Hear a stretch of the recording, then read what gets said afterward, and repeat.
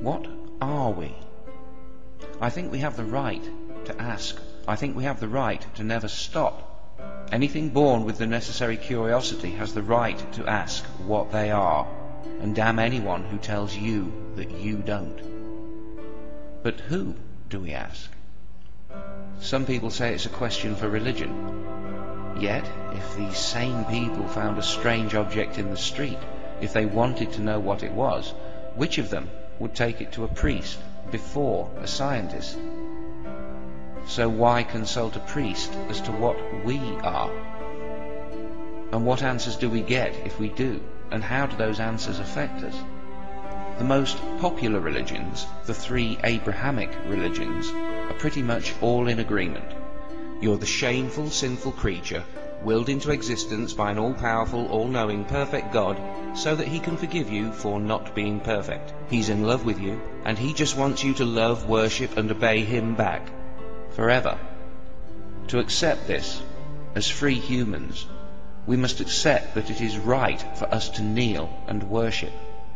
And to accept that, we must accept, somewhere in our being, the idea that we are lesser, even shameful creatures, who should beg their Maker to forgive them for not being what they could not be. These religions will tell you what you are, but they'll also tell you what to think, and what not to think, who to trust, who and what to love, which part of a thief to cut off, which part of a baby to cut off, and with which hand to wipe your arse. The good news is that in all of his books, when God speaks in any verifiable detail at all about how we came to be, he gets every detail wrong. Maybe he was wrong when he said we should be ashamed of ourselves.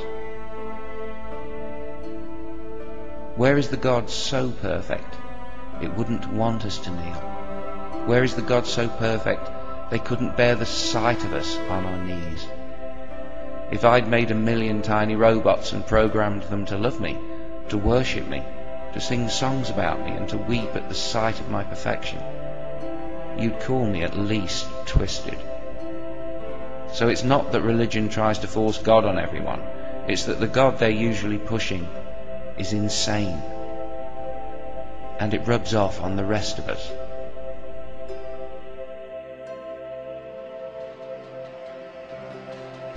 If we allow ourselves to believe in a God that approves of a single human killing, the killing of any human becomes arguably sanctified.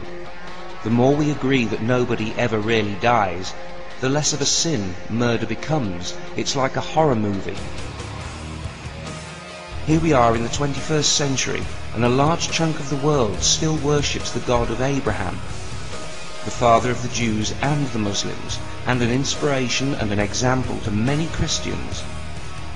A man supposedly commanded by God to kill his own son, to pay back a debt to the creator of the universe, and to prove his love for that God. What must these religions do to the mind of the believers to even allow them to describe the story of Abraham as beautiful? Which of us would leave Abraham in charge of our children? Imagine how scripture and theology must pervert the pathways and processes of the human mind, and perhaps the very psyche of our species, when a God that calls for the murder of any child can be described with a straight face as perfect. It all seems so primitive, and that's being kind. Seems an all-powerful God can do anything except take back a single barbaric word of it, and only the true believer doesn't know why.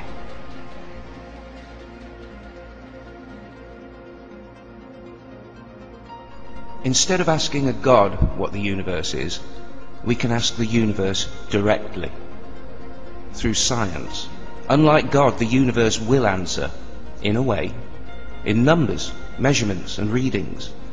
Numbers can be wrong, but unlike words, they never lie. Mistakes will always be made, but it will be the numbers that eventually expose the error. Numbers have told us what the gods never could. And billions of answers later, we've gone from rubbing two sticks together to colliding protons head-on at close to the speed of light. The numbers conceptually allow us to go to places we will never go, and see things no eye could ever see. The center of a star, the formation of the first atom. What people don't understand is that when we refine our understanding of a single atom in a laboratory on Earth, we see every star in the universe more clearly than we did before. It would be poetic if it weren't true. But does it being true take away any of its poetry? You might say I have faith in numbers, and my answer would be, you take your holy book, I'll take a parachute, and I'll see you at the bottom of the cliff. The numbers tell us that we are animals, we are atoms, and we are energy. We don't know where the energy came from, but 14 billion years of purely natural cause and effect does not suggest a perfect supernatural first cause. It would be unnecessarily demeaning, woefully incomplete, and simplistically inaccurate to think of ourselves as just energy, just atoms, or just an animal. A flash of lightning can't build a hospital.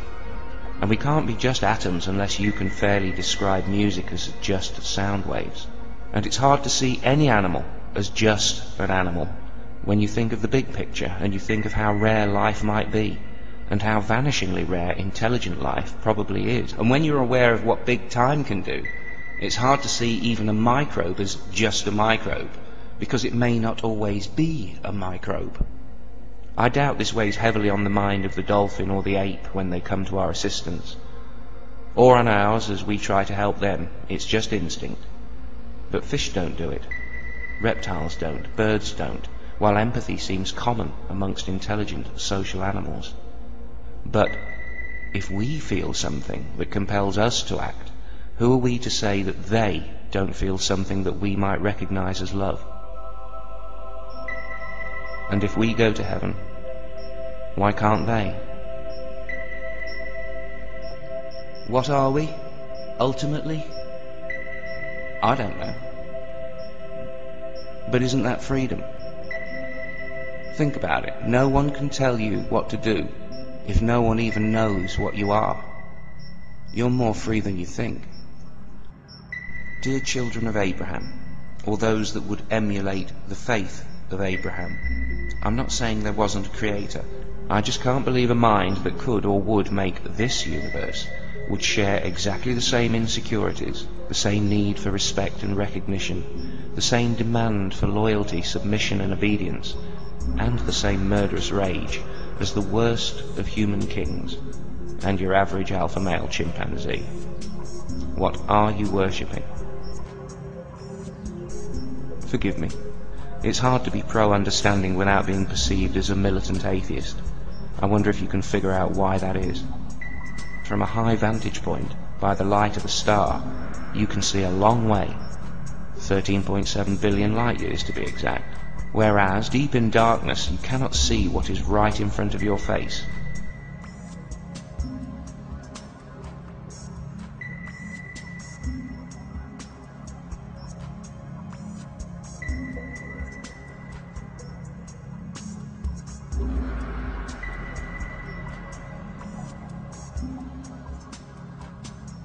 On a jet in a storm at night just before landing, being violently thrown from side to side, I turned to my friend in the window seat to see if he was as frightened as I was. He was laughing, pointing over his shoulder at the silhouettes of the treetops passing by the window at 200 miles an hour. I asked why he was laughing.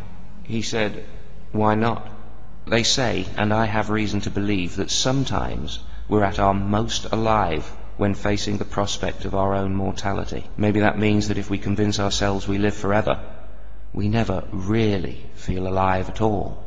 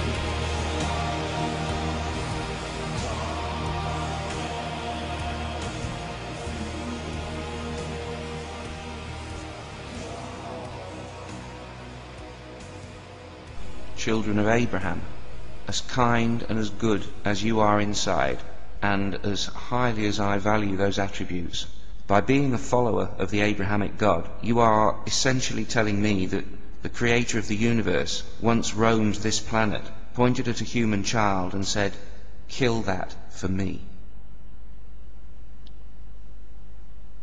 What am I supposed to do? Tell you that you may have a point?